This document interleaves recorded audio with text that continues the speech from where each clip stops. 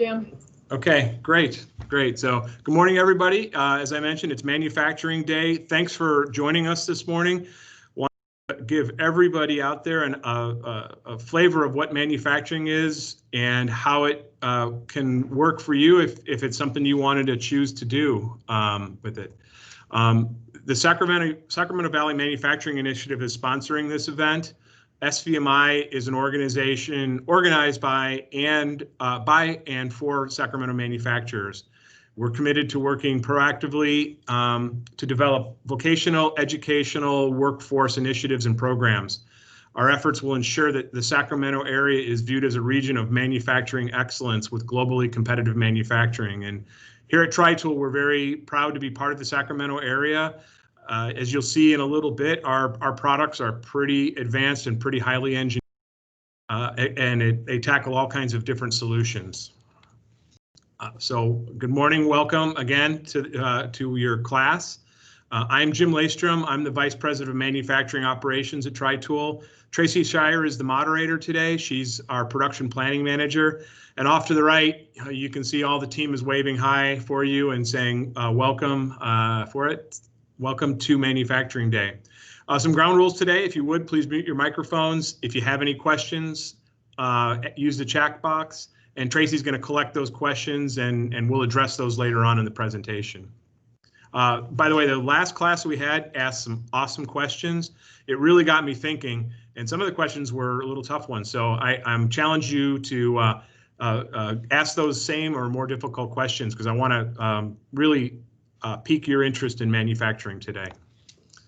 So the goal of the event today is to describe who Tri-Tool is, give you a little background on who I am and how I started in manufacturing from where you're at in high school to where I'm at today at Tri-Tool, give you some examples, some robotics across multiple industries, also see where the future is going for robotics and automation. And also, how can you prepare for that future? What do you need to do in school, and what do you need to do away from school to help prepare for a successful career in manufacturing, robotics, and automation? So, who Tri-Tool is? We are a manufacturer who designs and manufactures portable machining equipment. And if you're not familiar with what machining is, we're going to be walking through some examples shortly. But basically, our equipment is used to prepare tubing and pipe ends for welding. And I ask why that is important. If you can imagine a pipeline that's transporting oil or natural gas from one area to another, or it's an offshore oil rig, if the weld between joints on a tube fails, we're going to have an ecological disaster where oil is leaking into the ocean or it's leaking onto land. So our equipment is very important to prepare the pipe for a good weld. We serve 6 major vertical markets: oil and gas, which I just mentioned. We're also in power generation. An example of that is our nuclear power plants, or a hydroelectric power plant is another example. Within government, our equipment is used on naval vessels. It's also used for the Department of Energy. Government's a very vastly growing area for us. In aerospace, we serve SpaceX, but we also work for Boeing and a bunch of other companies.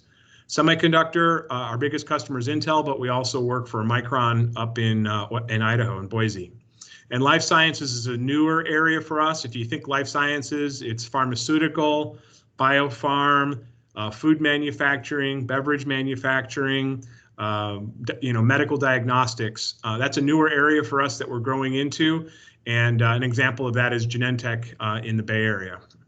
I'm going to play a couple videos for you right now, and I'm going to give you, the first one is gives you a quick sample of what life like is here at Tri-Tool. I'm going to pause the videos to show you some different areas of the factory, and so you can get a better picture. So this is Tri-Tool, and where's my communication here?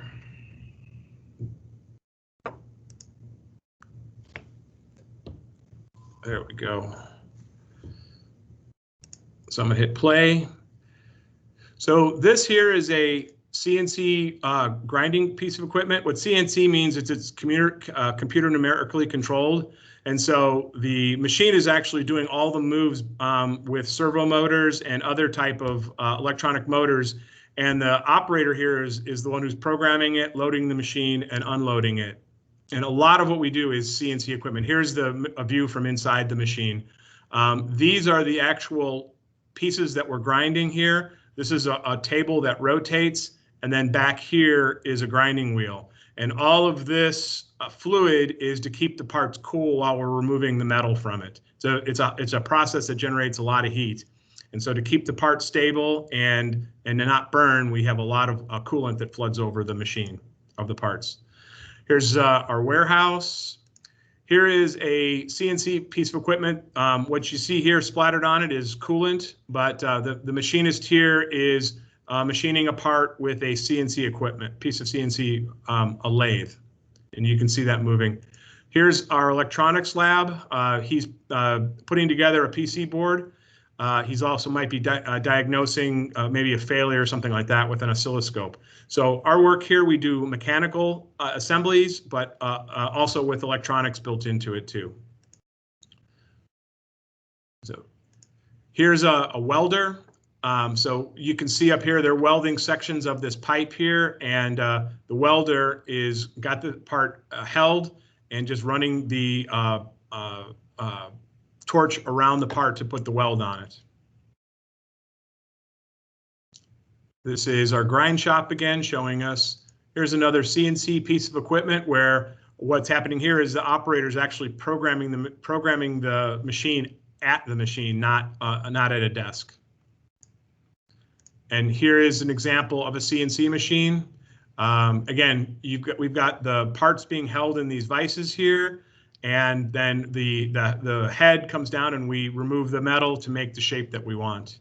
Our QC department. Here's our warehouse again. Here's our manual department, our warehouse again. Here's our grinder again. I'm going to show you some different pictures of that. This is a larger piece of equipment here. You can see that the man that's back there is about 5'8", 5'9", so he's a pretty good person.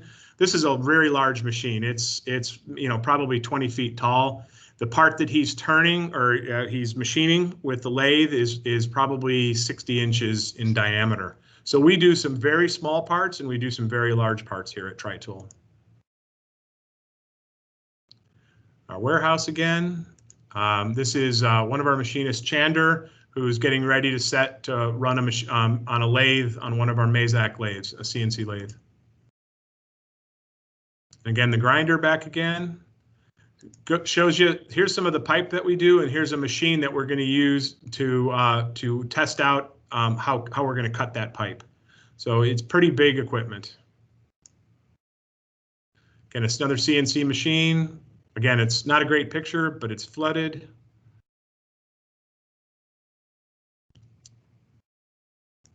Here is a picture of one of our CAM programmers. CAM is computer-aided manufacturing. He is taking a 3D model that was generated by our engineering team, and then he is virtually machining the part to write the code, the programming code that's used on our CNC machines. So we do some programming at the machine. In this case here, we're programming away from the machine, and we have got two dedicated programmers to work through. So our warehouse, showing some of our parts, our stock room, some of the not so exciting things. Here's one of our bigger parts. This is one of our newer pieces of equipment that's being assembled right now. This is used on onshore pipe laying for gas and for natural gas and for oil. And what this does is it machines the end of the pipe to make it a nice clean surface so that the weld is very high quality. Another CNC machine. Here is a what we call a lathe. The lathe is used to machine a part that's round. And in this case here, we're machining in a vertical direction. What he's doing with this piece right here, with this arm, is he's measuring it to make sure it's nice and round before he machines it. And then he'll make some adjustments with his clamps to make sure that the part is nice and round, ready to do before he machines it. Another CNC machine. This is a manual machine that we're late tuning on.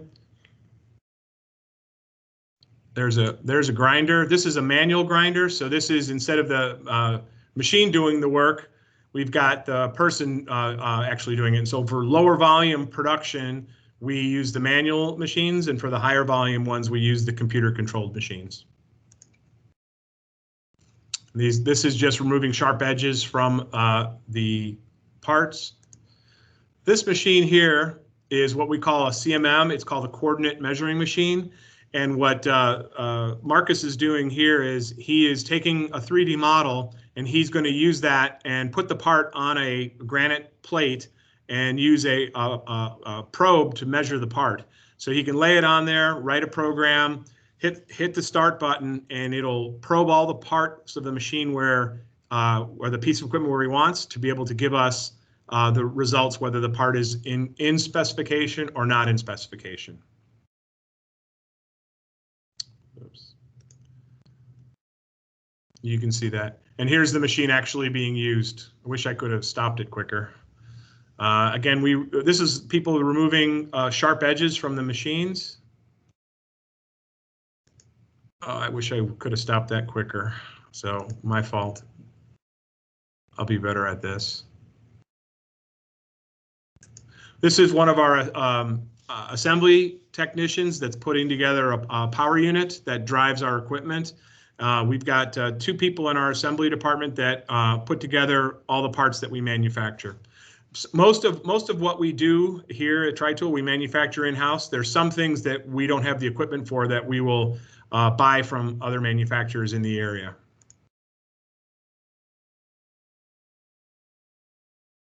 This quick picture. So our equipment goes all over the world, and it is a lot of different sizes. So we have a small wood shop in our facility to custom build crates so that our equipment arrives at our customer in good shape. So similar to when you get a UPS shipment it's nicely packaged, this is what we're doing. And ours is a little more robust, so we're using wood to be able to put it together. Here's another large machine. There's a smaller machine, CNC-wise, our shipping department. And at the end, here's our product leaving our facility. And our facility is located in Rancho Cordova. We're right near Sunrise Boulevard and Highway 50. The next video I'm going to show you is some of our custom work that we do. The sound's not coming through for it, so I'm going to give you a good description of what we're doing. But essentially what's happening here is that we've got a customer who has got a shaft in a hydroelectric facility in New York State that is failing. And to pull that failing shaft out of the dam is extremely expensive. So they approached us and said, can you build a piece of equipment that can help us solve our problem? So I'll run through that with you really quick.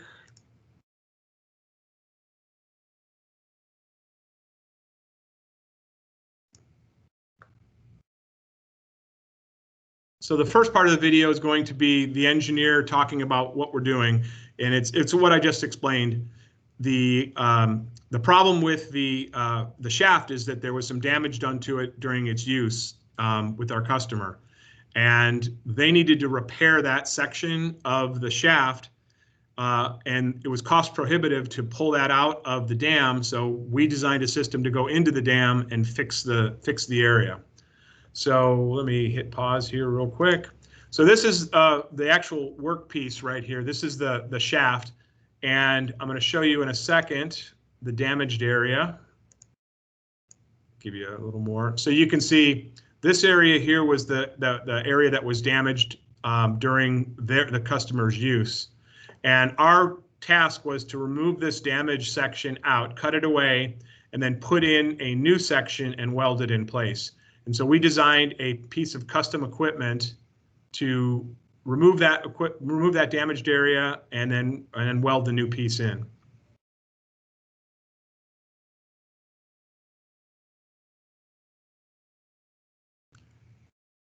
So you can see this is us removing that section. These are the chips that are being removed away, and ultimately we'll take away the whole damaged section of the shaft. That's our equipment that's doing this. You can see the work that's being done there. And then here's the weld process. So another section of tube was brought into place. It was aligned with some clamps, and then this is the actual weld process that's happening when we're putting it through. It's really gratifying for us to be able to, save the company, save our customer money and time by being able to design some pretty intricate and unique equipment. So,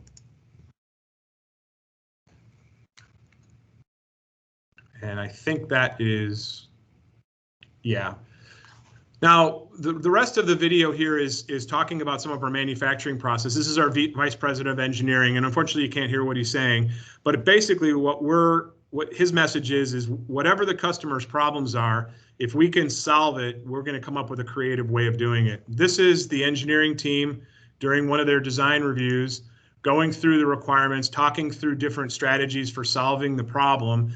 And we approach things as a team. We've got a senior group of engineers, each with their own strengths, and then we put those good ideas together to come up with that solution. And this is more of you can see we not only do mechanical work, we also create our own control systems. This happens to be a standard control system that you can buy off the shelf, but we're doing the programming on that system to meet our needs.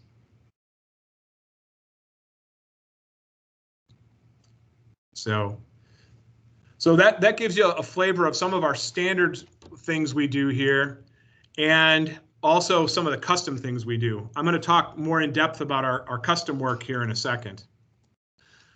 This is a small list of the customers that we deal with. I think some of you probably will recognize them. We do work with NASA, we do NASA, SpaceX, a lot of the military branches, the Marine Corps, the Navy. We do work with Airbus and Tesla.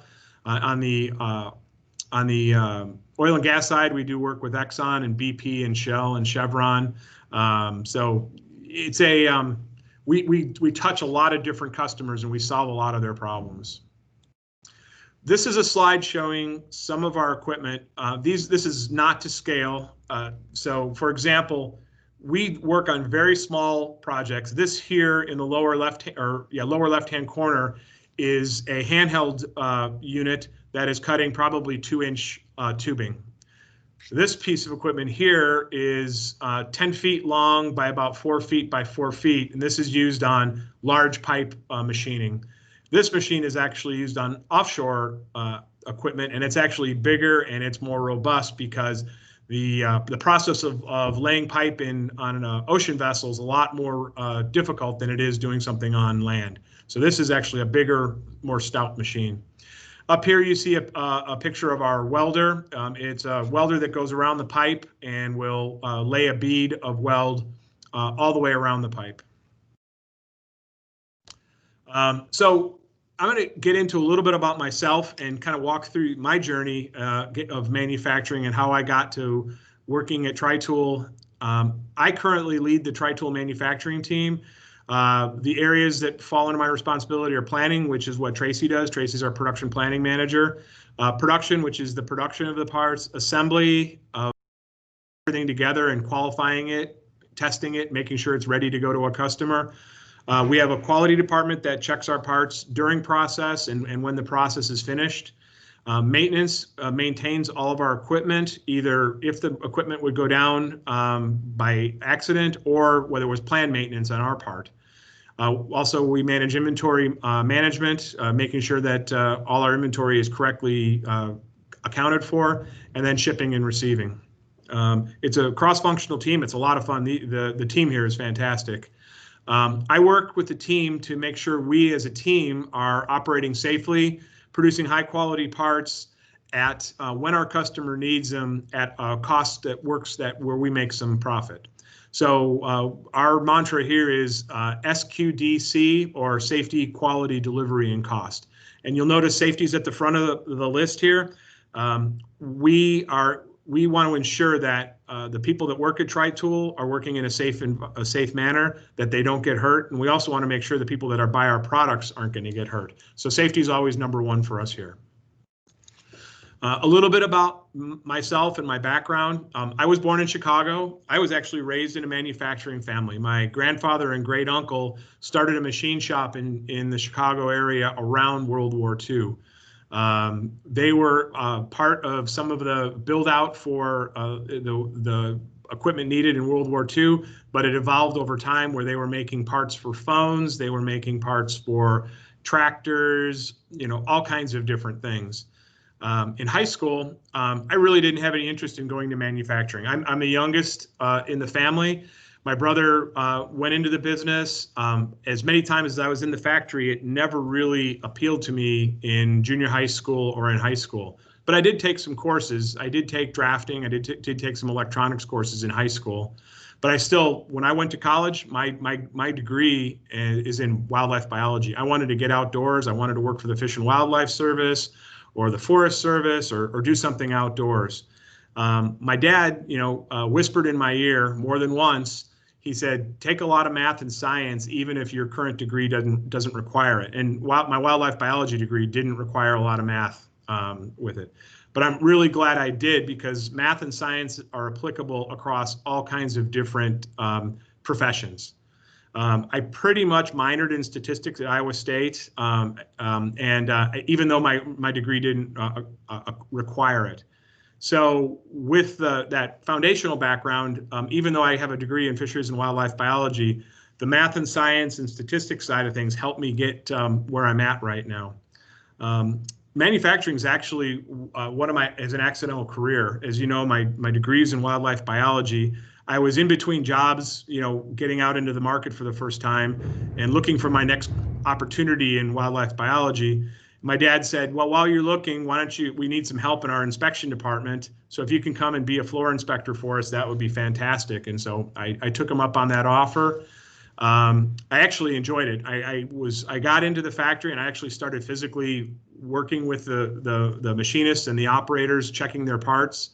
And it was eye-opening how exciting that work was. I started in quality control. I moved into tool making shortly after that, where it was actually building the tools that made our parts. I went to school at night for 2.5 years, being an apprentice, being a toolmaker apprentice, and then also putting the hours in on the machines at work to become an apprentice die maker. After that, there was an opening in the tool design department at the same company. They asked me if I wanted to go up there, so I moved into designing the tools that I was previously making. Over time, I got into project management, production management, quality management, IT management, plant management. You can see the rest there. I've touched almost every part of the factory. And my point here isn't to brag about myself. It's to show you all the different factors that are in a manufacturing facility. And this is only a portion of them. There's finance, there's sales, there's marketing, there's product management, there's the people who are in human resources that hire people and help people when they need some things with it. So manufacturing's got a lot of variety, and so if tool design doesn't necessarily get you excited, maybe production management does, or maybe working in IT, because we have a very heavy IT backbone system here to keep us going. So just to give you an example of some of the diversity that is in manufacturing facility. The future for me holds a lot more learning opportunities. I never want to stop learning, whether it's here at work or it's at home. I want to learn more about lean manufacturing. I want to promote a lean manufacturing culture here at Tri-Tool. And with that's going to be me learning so that I can teach others here on that. I also want to implement more automation and robotics at Tri-Tool, and I'll talk about that in a little bit. I also want to share my experience and learning from and also learn from others, both here at Tri-Tool and in situations like today where I'm talking. I'm really excited about it to share my knowledge, and maybe next year we'll be able to do it in person so that I can hear your stories. I've worked in Chicago, Phoenix, Mexico, Portland, briefly in China, and finally here in Sacramento. I've engaged with customers and suppliers all over the globe, US, Canada, Europe, China, Singapore, Malaysia, India, and the Philippines. And my point here is just to say that manufacturing is a global enterprise. We have a supply chain. We buy parts from all over the world. We manufacture most of it here in Sacramento, but there are some things that they do better in India. They do better in China, or with it. And so we have to keep open to that to maintain our competitiveness. Again, it talks about the diversity of manufacturing. I started my career with no computers. We didn't have PCs. We didn't have that when I was growing up. And I hand drafted tool designs on a design board. But over my career, I've watched amazing progression of computer-aided design, or CAD, CAM, which is computer-aided manufacturing, automation, and robotics. And I think when you look back from when you get to be my age, you're going to see that same progression going from where we're at today to some amazing future ideas and tools that are out there. I've worked in telecommunications, agriculture, construction, medical devices, semiconductor, aerospace, oil and gas, power generation, electronics, and heavy industry. Again, it's just to point out that there is a ton of different areas that you can go to within manufacturing.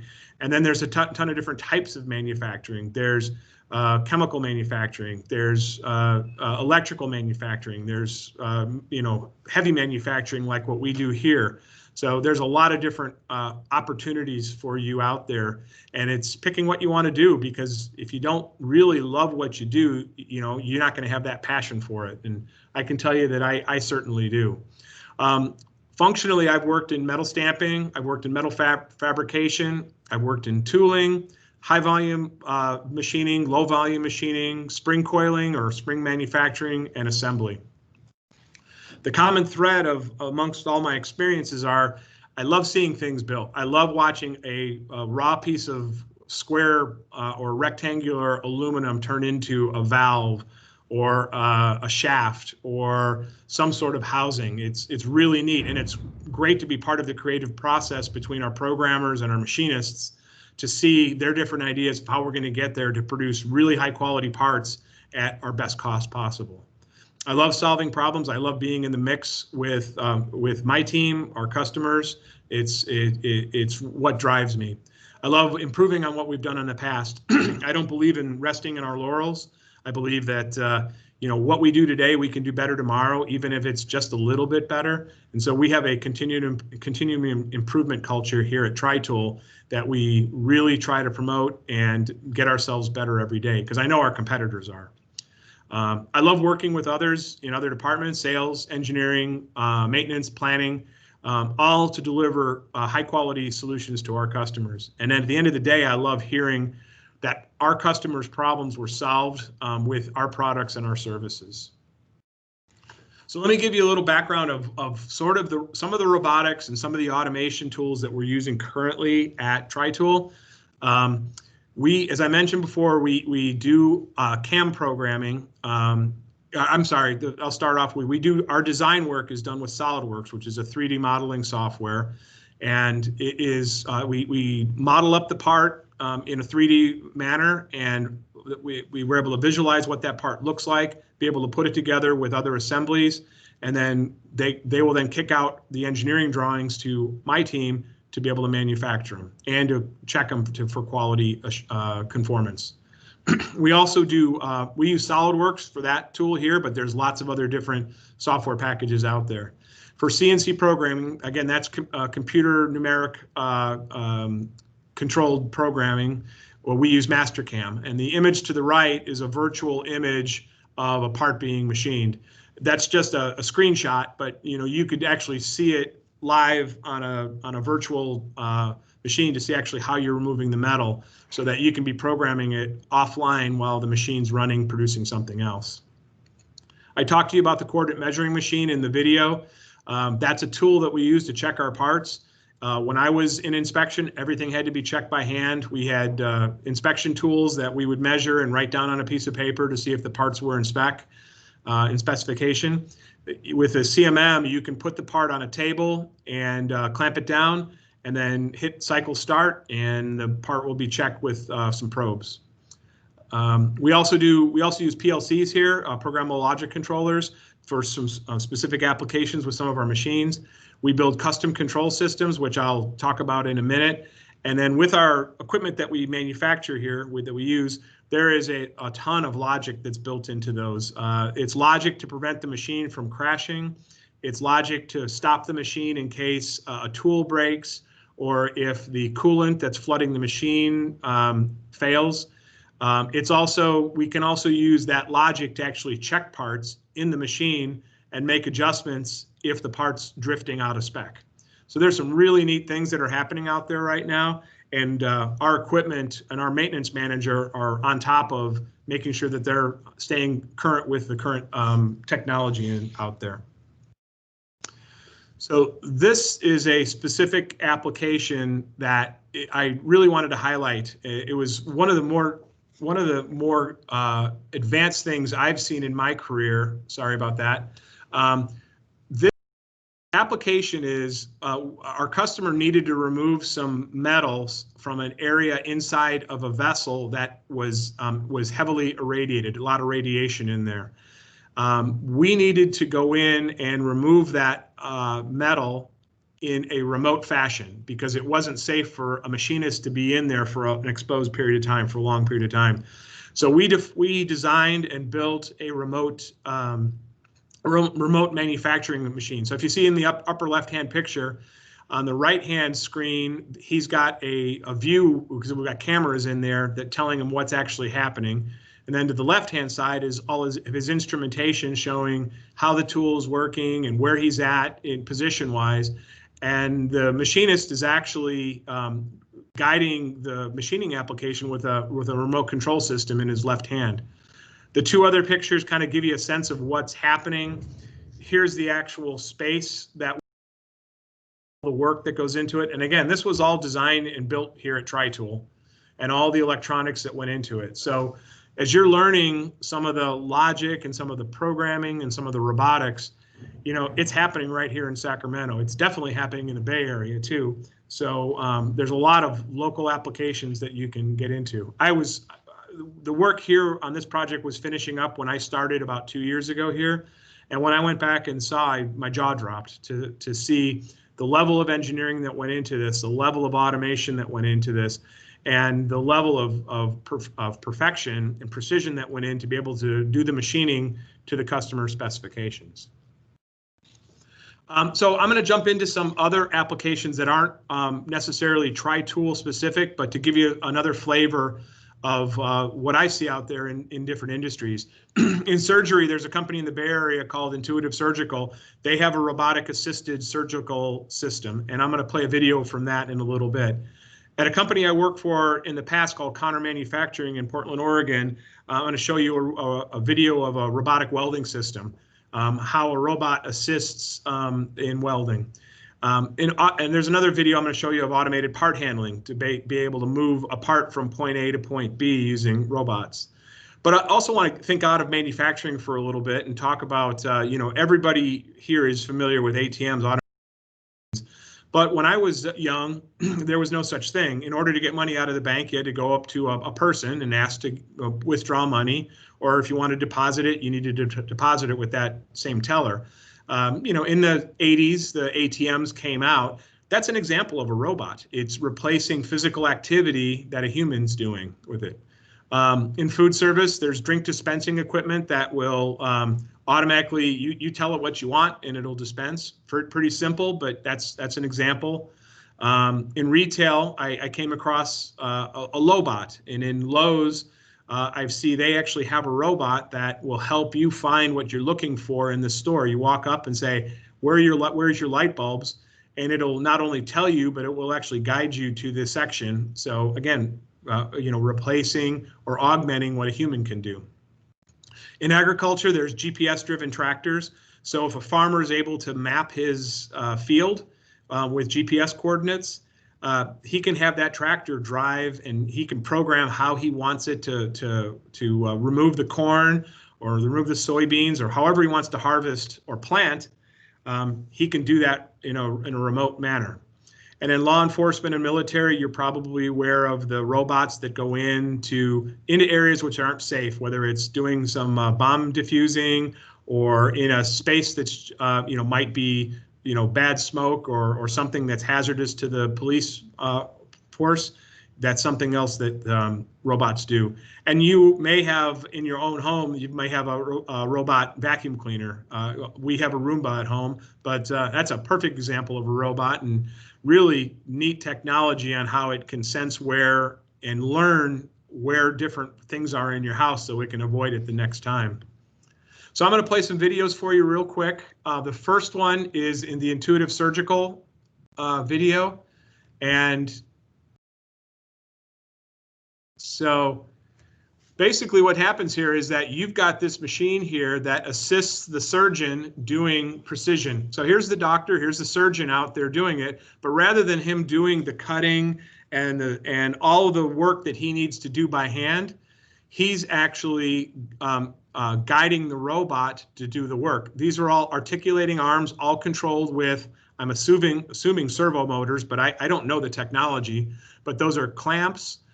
He's got areas, you'll see in a minute as he's looking in at the patient via his scope, he's got his tools that he uses to adjust the robot. But he's moving in a really pretty coarse manner right there. But when you get to it, there's the robot doing the stitching.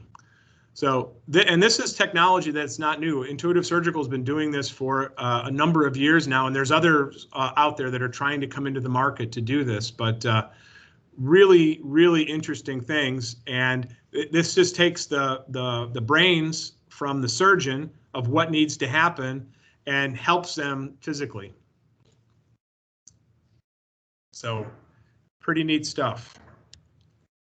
I'm going to move on next to the robotic welding application, which is more up of what we do here. It's an industrial application at a company I used to work for.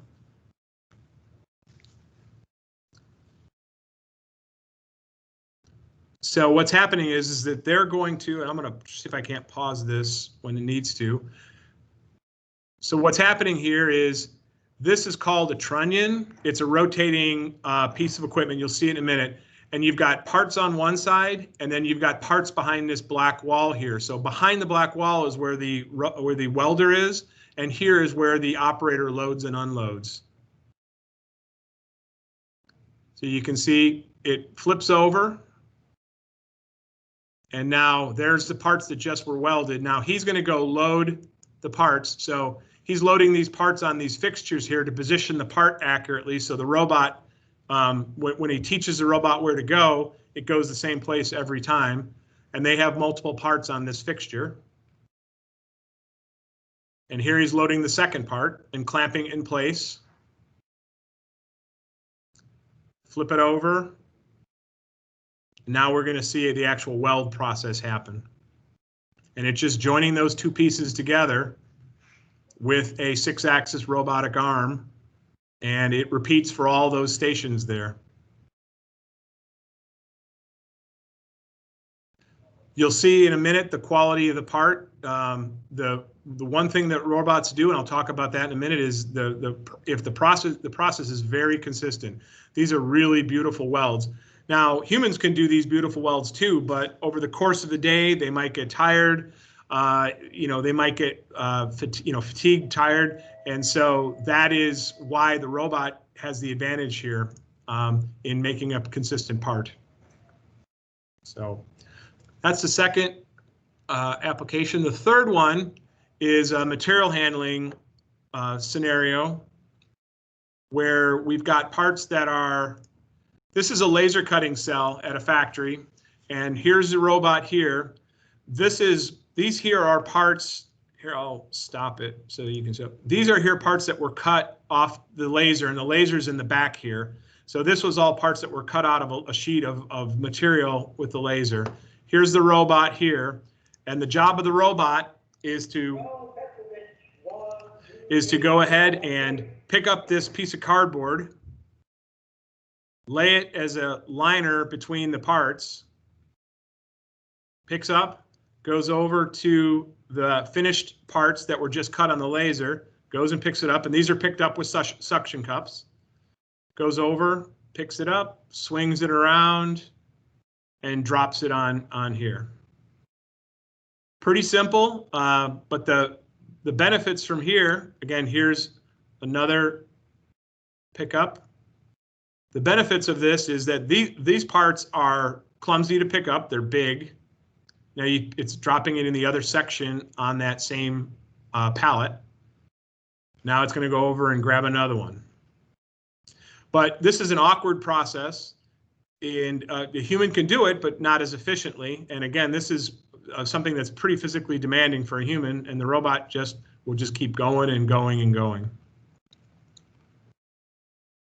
In a minute, I'll show you some of the logic that's built into this system here. So now you can see, I'll come back to this in a minute.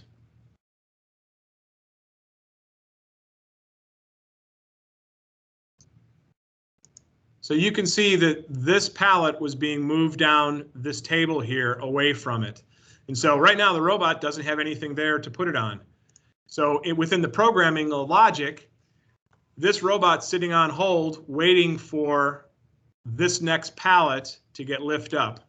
So that's when you are doing your programming and your logic, that you've got to make sure that you've got all of the potential issues mapped out when you do your programming. And so it's going to sit here until it trips a sensor, and at that point, drops it in place.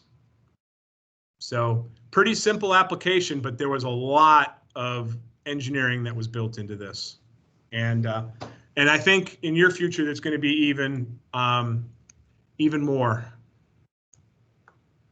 So that's some of the things I've seen outside of Tri-Tool that could be done.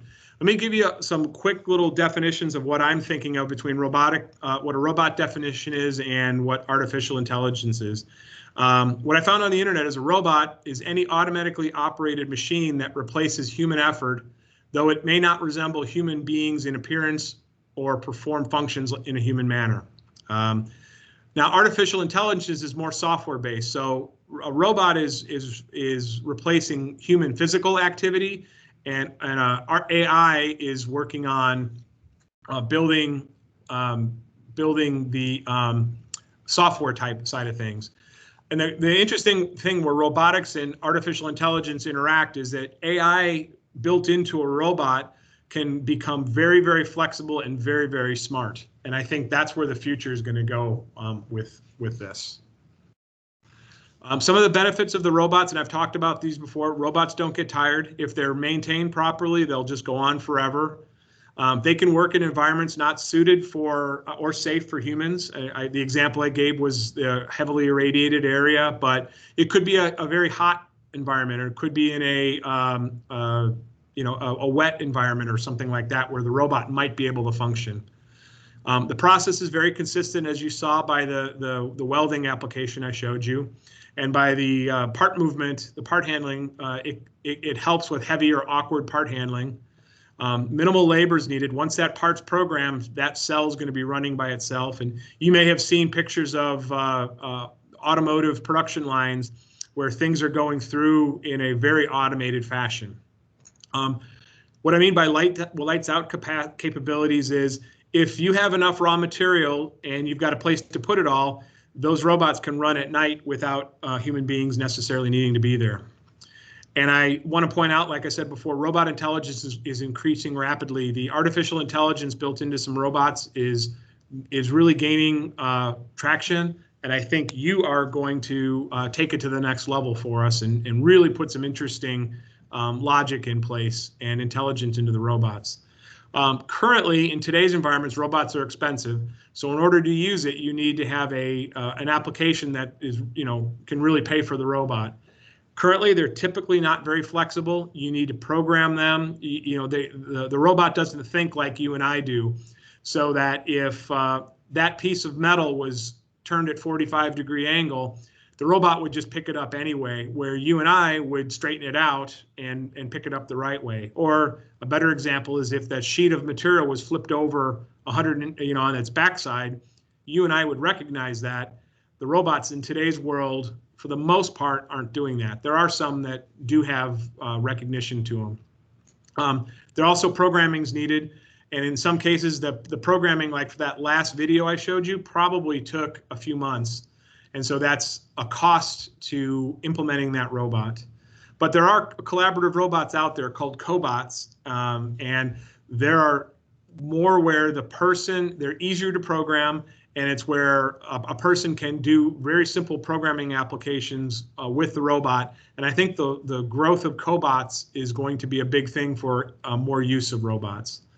But I wanted to point out, like I said, fixturing's needed. You saw the fixturing on the robotic welding application. The parts have to be put in the same location every time for the process output to be consistent. So you do need to have some fixturing built into it.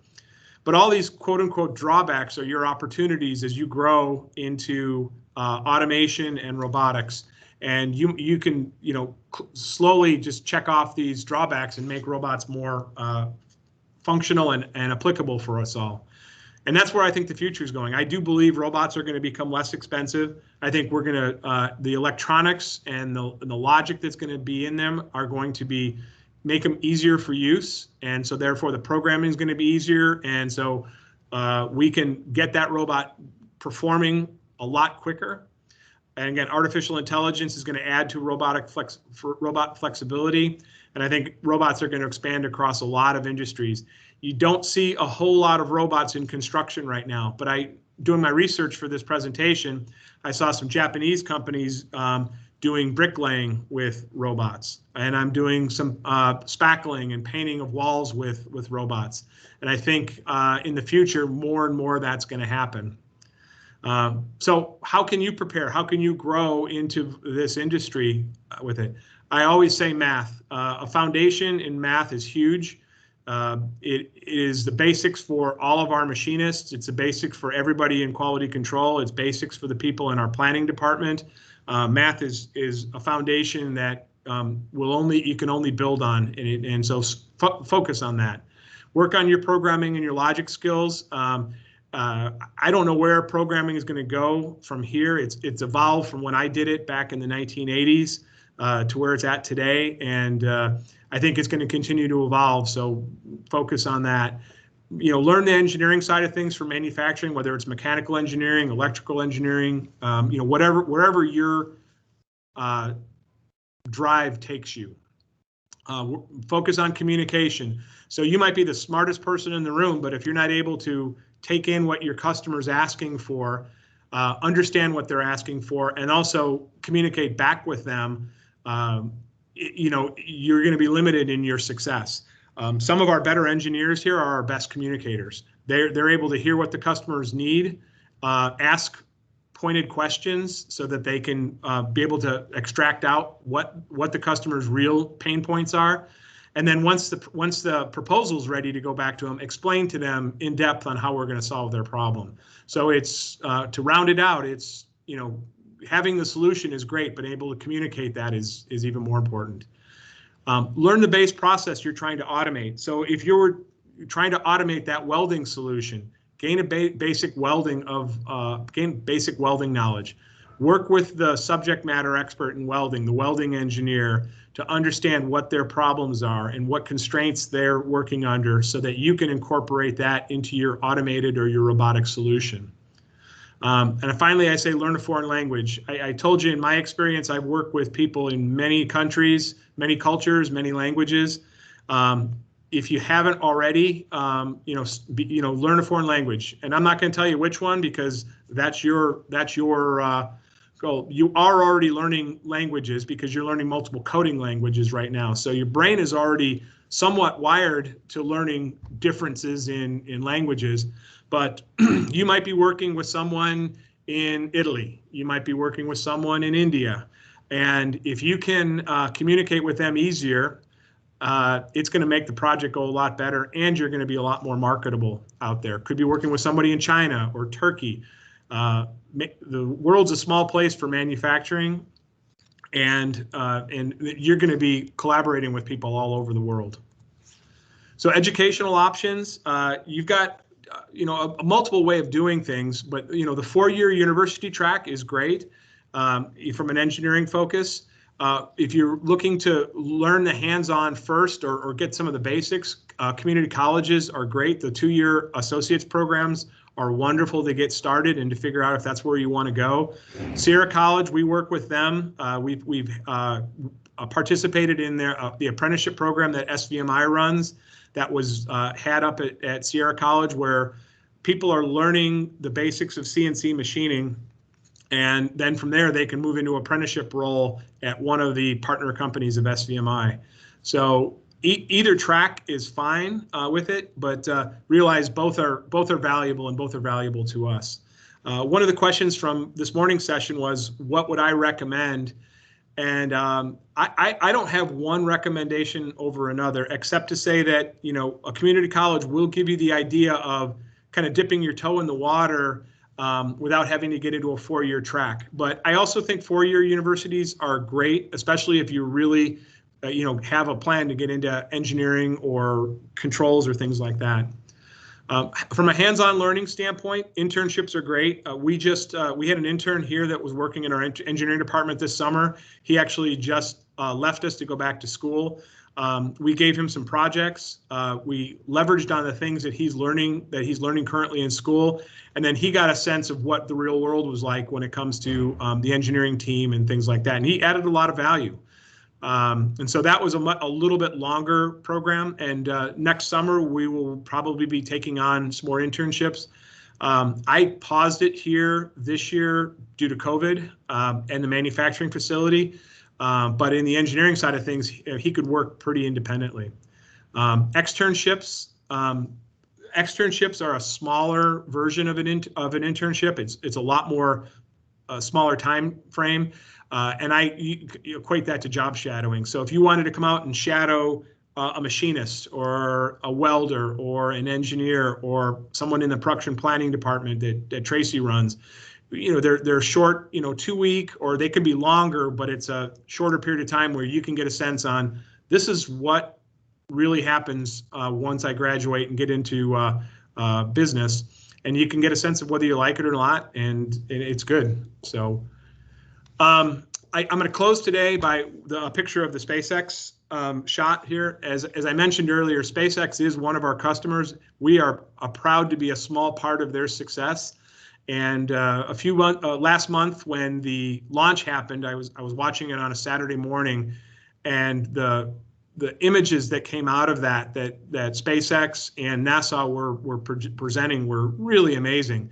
And then what really blew my doors off was when they landed the capsule on the ship, which I don't think has ever been done before.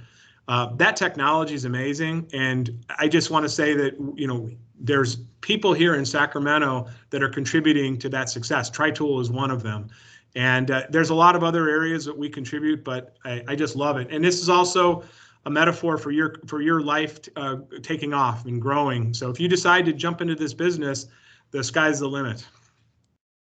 So to close, I'm going to let any questions come out for us. And also just remember, if you need some information on SVMI or TriTool, here are our websites. Okay, so with that, any questions? Yeah, there's quite a few. Let's just start at the top. First one is, how many companies rely on TriTool? That's a good question. I think our number of customers is somewhere around 300. Actively, we're probably 50 or 60 with it.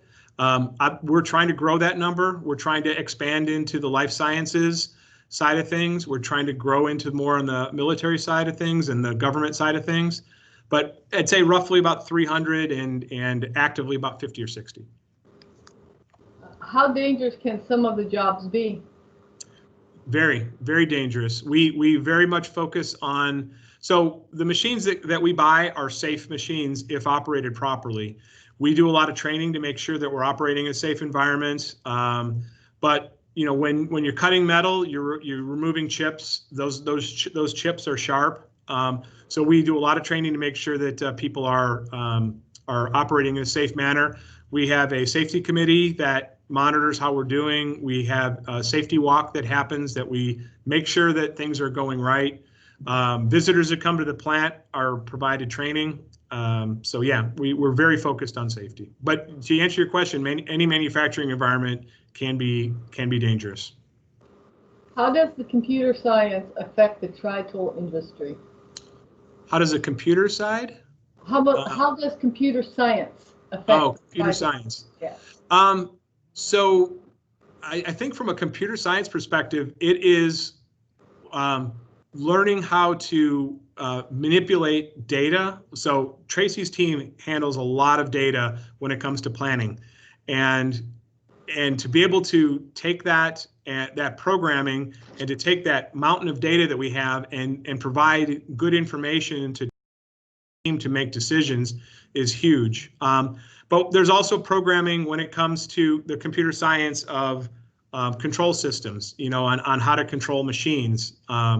With that, we have a programmer that helps us clean up our data in our manufacturing operations software system. So it's very relevant, and IT is a big portion of what we do here. What training and education is required to have a job at Tri-Tool?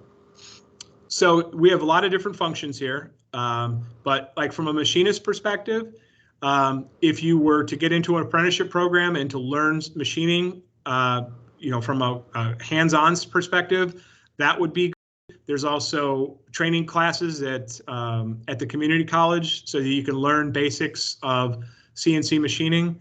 That would be from the machinist side of things. From the engineering side of things, I would say whether it be a mechanical engineering degree, an industrial engineering degree, a double E, an electrical engineering degree, computer engineering degree, those would be helpful for us to get into the engineering side of things. From my standpoint, I don't have any of those degrees. A lot of what I have is hands-on learning, and then my apprenticeship program. So somewhere along the way, I knew I needed to catch up, and so I went after and got my master's degree about halfway through my career so that I could handle the business side, understand the accounting, the financial side, the leadership things that are required of being a manager. What kind of problems do you generally face at Tri-Tool, and what is the toughest part about working at Tri-Tool? I'm going to flip that word problems into opportunities, only because that's how we view it here. If a customer comes to us with a problem, we look at it as an opportunity to help them. Those are the ones where a customer's valve just broke and they need an answer right away. And that's an opportunity for us to figure out how we can scramble our team quickly to solve the problems. There are times in the factory that a machine will go down unexpectedly. It might have a mechanical breakdown, might have an electrical breakdown, and if it's a critical piece of equipment, Tracy and our machine shop lead are working to figure out alternative opportunities or solutions that we can keep things moving forward. Meanwhile, our maintenance manager is deploying his team to solve that issue with it. So those are some of the things. Life is definitely unexpected. Who would have thought COVID was going to happen like it did? But what that gave us as an opportunity to do is rethink our business and rethink how we're engaging with our customers. We really put in some different solutions to make sure that our team here stayed healthy and that we didn't pass through the virus. And so we put a lot of things in place. COVID was a big problem, and it turned into an opportunity for us to really engage well with our team, and to I think put in some better safety protocols that are going to improve the company. What's the size range for a lineup clamp? Oh, Tracy, you know that better than I do. I was afraid you were going to say that. Yeah. Non-standard. What do we have the different ranges, right? The inside opens up. Yeah, I think we top out at 60 inches. Okay. Yeah. And the smaller clamps can be down to 12 inches. I'm going to go with you on that. How much do you get? How much do you get paid to work at Tri-Tool? Now that varies, doesn't it? I'm gonna pass on that question only because it's in a public forum here. But you know, manufacturing, you know, but I will say manufacturing is you have an opportunity to make a good amount of money in manufacturing with it. So a machinist, you know, machinists can, you know, make you know, $20 to $40 an hour in this area. Those are the type of things. And then beyond that, you've got overtime potentials if you're an hourly employee. So and manufacturing tends to be a pretty stable environment, and you can grow with it. I mean, Tracy and I were talking in the earlier class about someone who started here 2 years ago as working in our finishing department, our deburring department, removing sharp edges from parts. And in 2 years, he's progressed up 2 positions, and now he is our shipping and receiving lead person who's got some very important responsibilities to make sure our shipments get out from Rancho Cordova to wherever in the world with the proper paperwork, so it doesn't get stalled out at customs and borders and things like that. So there's a lot of opportunity for growth. Did you know that our VP of sales started in the grind room? Oh yeah, that's true. Yeah, yeah, that's right. Our VP of sales started off as a grinding technician. Yep. So what is it about manufacturing that you particularly enjoy? I love seeing physically the change in from raw material to finished product. That's the main thing I like to see. You know, a software program, you start with an idea and you finish with a program that does some things with it. But I actually enjoy seeing the physical of a part, and then I also like seeing it actually solve a customer's problems. What do you think is the most important part of manufacturing? Flexibility. I think.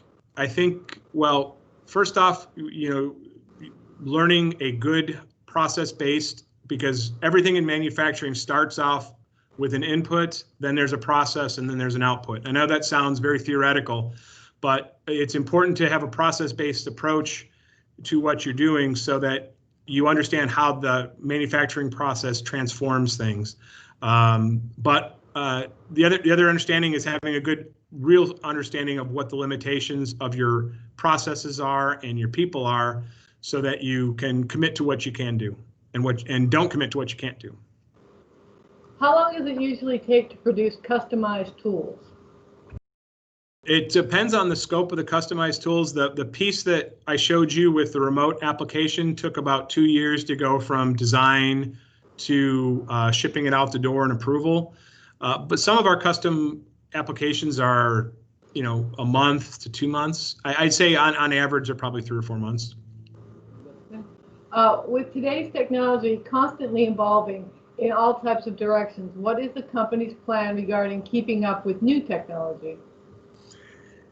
Well, I have a CEO that is always talking to me about new technology. So what you didn't see in my presentation today was additive manufacturing. You guys might know that as 3D printing. We don't currently do that here.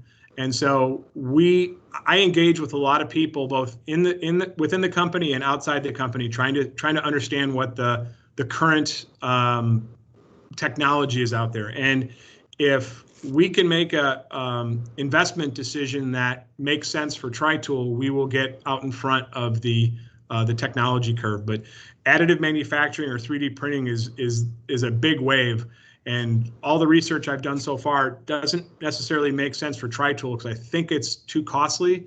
But I also think that is going to change, and we will probably be having an additive machining system in here sometime in the near future. How does a job in manufacturing relate to computer science? Is a manufacturing job suitable for more software-oriented people? Tracy, what you want to answer that? I mean, I'm thinking Joyce. I'm thinking all the software support that you need and our manufacturing team needs. True, and like you were saying, all the programming for the CNC machines and engineering. But yes, as far as the IT portion, I need Joyce to compile all kinds of new forms and documents and spreadsheets that make my life a lot easier by compiling information that tells me what the heck is going on out there every minute of the day. So that's really important. Yeah, and a couple topics I did not touch on today because we're really at the early stages of it here at TriTool. But if you go on the internet, and you've probably heard of the Internet of Things, IoT, that is hitting manufacturing in a lot of different ways. It is, creating apps that will automatically notify our maintenance manager when a machine goes down.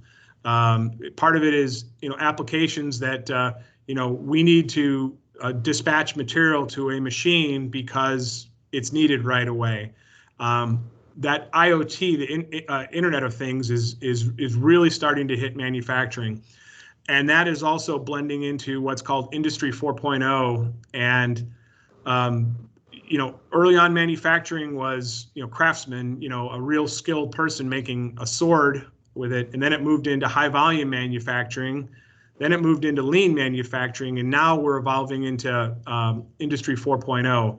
And we're on the early edges of how that's going to work with it in TriTool. But I can tell you computer science is going to be a big input to those improvements. What degree age do you start hiring? If only high school, do you need any prior experience? Depends on the position. We've had some people that are recent high school graduates for the positions that don't have a lot of skill requirements to get started with it. A machinist, will be usually we like to have 2 to 3 years of experience with a machinist. Although I do want to reinvigorate our apprenticeship program where we bring somebody in with not a lot of experience and we're teaching them as we go. I don't know when we're going to get started on that again, but it's something that I want to get going again, and probably in the next couple of years. What's your favorite thing about TriTool? The people, and that sounds corny, but what we make is a thing, and it's really interesting thing, and there's a lot of detail and a lot of sweat and a lot of precision that go into it, but working with the team makes it easier, and sometimes the team challenges me, sometimes the team pats me on the back, sometimes I do the same to them. We have some really fun meetings, and it's great being around them. Has working with big companies such as NASA and SpaceX meant more exposure to those looking for jobs and therefore more employees?